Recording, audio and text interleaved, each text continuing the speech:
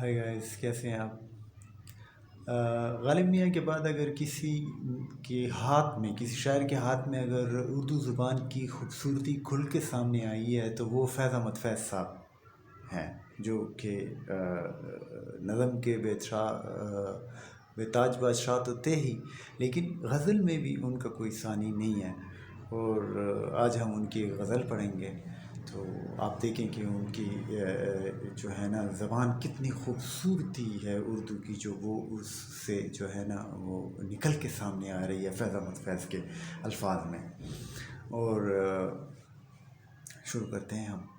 تو فیض صاحب فرماتے ہیں کہ مسئلہ ہے: نہ اب رکیب نہ ناسہ نہ غم گسار کوئی، نہ اب رکیب نہ ناسہ نہ غم گسار کوئی، تم آشنا تھے تو تھی آشنائیاں کیا کیا۔ واہ! فیصل فرماتے ہیں کہ اب تو نہ ہمارے ساتھ کوئی رقیب ہے، نہ ناصح ہے، اور نہ ہی کوئی غم گسار ہمارے غم بانٹنے والے ہیں کوئی نا۔ تو کیونکہ اب تم جو ہمارے آشنا نہیں رہے، ہماری تمہارے ساتھ جان پہچان ختم ہو گئی ہے، بول چال بند ہو گئی ہے، تم نے ہمیں بلا ہی دیا اور ہمارا تعلق ختم ہی ہو گیا۔ تو اب تم جب تھے تو ہمارے زندگی میں رونق تھی، اور ہمارا یہ شغل لگا رہتا تھا، یہ سارے لوگ ہمارے قریب ارد گرد ہی ہوتے تھے، رقیب بھی، ناصح بھی جو نصیحت کرتا تھا، اور غم گسار بھی ہوتے تھے جو ہمارا غم بانٹتے رہتے تھے۔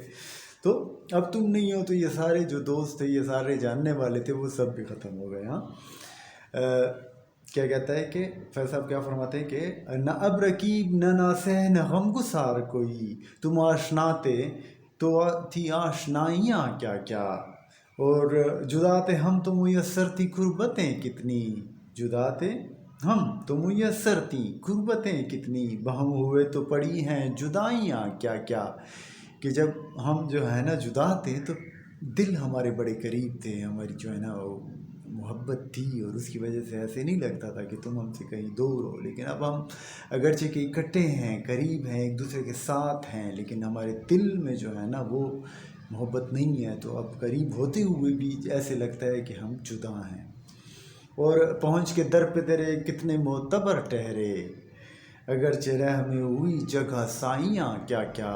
کہ تیرے جو ہے نا منزل پہ، ہم تیرے در پہ، تیرے جو ہے نا جب دروازے پہ پہنچے، تیرے گھر پہ جب پہنچے ہم نا، تو کیا ہوا کہ ہم بڑے معتبر بن گئے۔ لوگوں نے کہا کہ دیکھو اس نے بڑی قربانیاں اور تکلیفوں کے بعد یہ اپنی جگہ پا لی ہے۔ اگرچہ کہ جب ہم راستے میں آ رہے تھے تو ہم پہ لوگ ہنستے تھے کہ یہ اس قابل ہے کہ یہ جو ہے نا وہاں تک پہنچ جائے گا، یا اس کو اپنا مقصد حاصل ہو جائے گا۔ تو نہیں، تو دنیا آپ کو اس وقت ہی مانتی ہے جب آپ اپنی منزل حاصل کر لیتے ہیں، جب آپ راستے میں ہوتے ہیں اور کوشش کر رہے ہوتے ہیں کہ میں اپنی منزل پا لوں، تو یہ دنیا آپ پہ ہنستی ہے، اور یہی اس کا رواج ہے۔ لیکن جب اگر آپ اپنے مشن کو کامیابی حاصل کر لیتے ہو، تو پھر یہی لوگ آپ کو پوچھنے بھی لگتے ہیں اور مانتے ہیں کہ یار یہ بڑا جو ہے نا اس کی بڑی کمٹمنٹ تھی، اور اس کا بڑا حوصلہ تھا، اور اس نے بڑی بہادری دکھائی۔ لیکن جب آپ منزل تک پہنچے نہیں ہوتے تو یہ دنیا آپ کو کچھ بھی نہیں مانتی اور آپ پہ ہنستی ہے۔ تو وہ کہتا ہے کہ پہنچ کے در پہ تیرے کتنے معتبر ٹھہرے، اگرچہ رہ میں ہوئی جگہ سائیاں کیا کیا، اور ہم ایسے سادہ دلوں کی نیاز مندی سے بتوں نے کی ہیں جہاں میں خدائیاں کیا کیا۔ کہ ہم جیسے سادہ دل عاشق جو ہے نا اپنے محبوب کے، تو ہم وہ محبوب کو جو ہے نا سب کچھ ہی مان لیتے تھے، اور وہ پھر ہم پہ اپنا جو ہے نا حکمرانی ٹائپ کرتے تھے، اور جو بھی ظلم کرتے تھے وہ کر سکتے تھے۔ تو بتوں نے، انسانوں نے اس دنیا میں جو ہے نا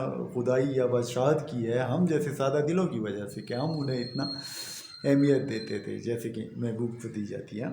تو ہم ایسے سادہ دلوں کی نیاز مندی سے بتوں نے کی ہیں جہاں میں خدائیاں کیا کیا، اور ستم پہ خوش کبھی لطف و کرم سے رنجیدہ ہے۔ یہ ہے مقطع فیض احمد فیض صاحب کی غزل کا۔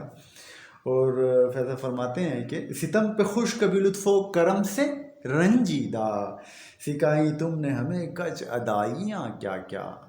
کہ ستم سے پہ خوش ہو رہے ہیں ہم، اور لطف و کرم سے ہم رنجیدہ، پریشان ہو رہے ہیں۔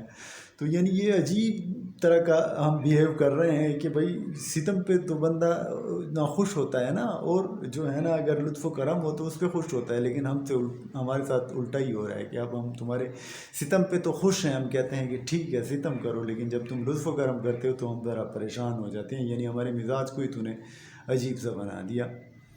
تو دوبارہ پڑھتے ہیں اس کو مکتے کو کہ ستم پہ خوش کبھی لطف و کرم سے رنجیدہ، سکھائیں تم نے ہمیں کچھ ادائیاں کیا کیا.